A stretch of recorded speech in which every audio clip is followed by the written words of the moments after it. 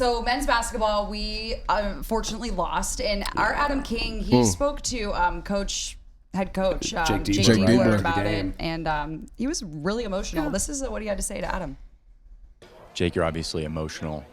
It's going through your mind. The season comes to an end, but you did get to coach your first March Madness game, and you saw your team respond in the second half. Yeah, thought that was 20 minutes of kind of what we've been about all season. Playing together, playing tough. Showing the fight necessary to win. We came up one play short there in the last 20 minutes.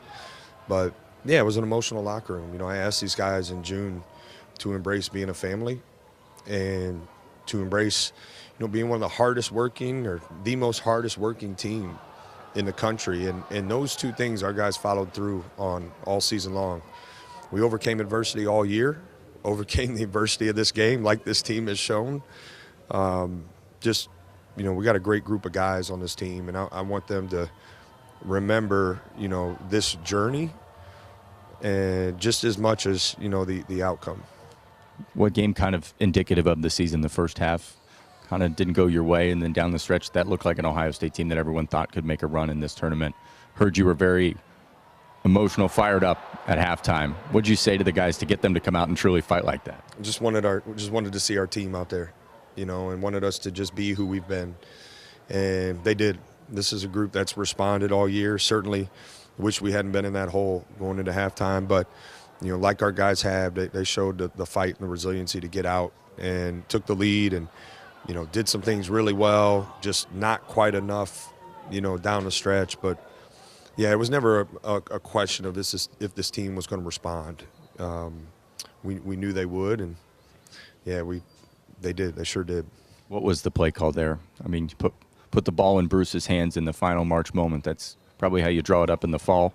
Yeah, we wanted to get him on the run, and we had outlets down the floor, for him to advance it and make a decision. He got us to this point, and the ball needed to be in his hands to help make that deciding factor. And I don't know what happened exactly down the court. My eyes were more fixed on him. I thought TCU did a good job corralling the ball, and maybe that blocked his vision on some of that stuff. But, man, he had a big-time shot, a couple possessions before. Just proud of him and what he's done, and proud of this team. What'd you share with him after the game? That I love him, that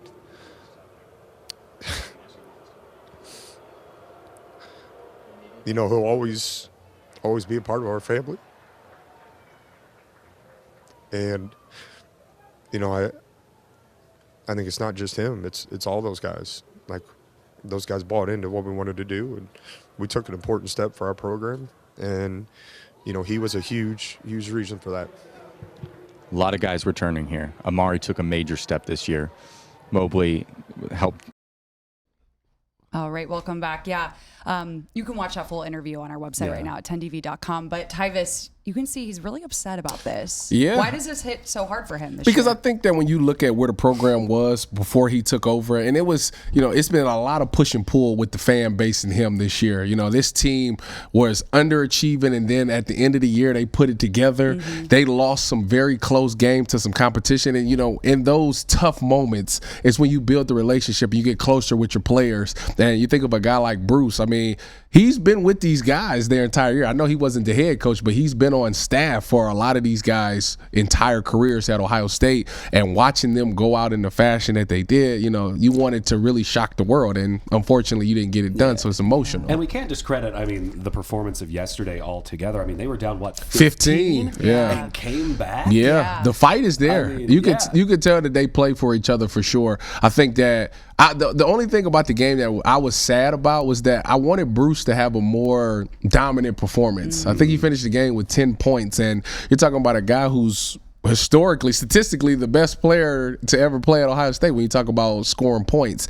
And to your final game to only have 10 points, I thought that was a huge disservice there. So I didn't like that. And obviously the talk of the town is the last play that they drew up. It was very head scratching. Obviously, you wanted to be a better look at the 3-point line, but unfortunately, that's what makes the tournament the tournament. Yeah. But hey, we can't dwell on the past. No, Let's because we got women's talk basketball. about women's basketball. Yeah. What do they have coming up? Well, they're playing Howard. I expect them to go out there, and if they continue to play how they finished their season, they were playing phenomenally on defense. They do a really good job at shooting the three. Jelani Cambridge and Chance Gray is unbelievable at the 3-point line, and Kennedy Cambridge, the sister of Jelani, is a defensive menace. She gets steals, guards the best player, all of those things. If they play that way and they play that press where they suffocate that team, they will beat this Howard team. And I am looking forward to seeing them play, hopefully, Notre Dame in the next round. That Hannah Hidalgo versus Jelani Cambridge is like Mike Tyson versus Evander Holyfield. We have to see it. That'll be a good game.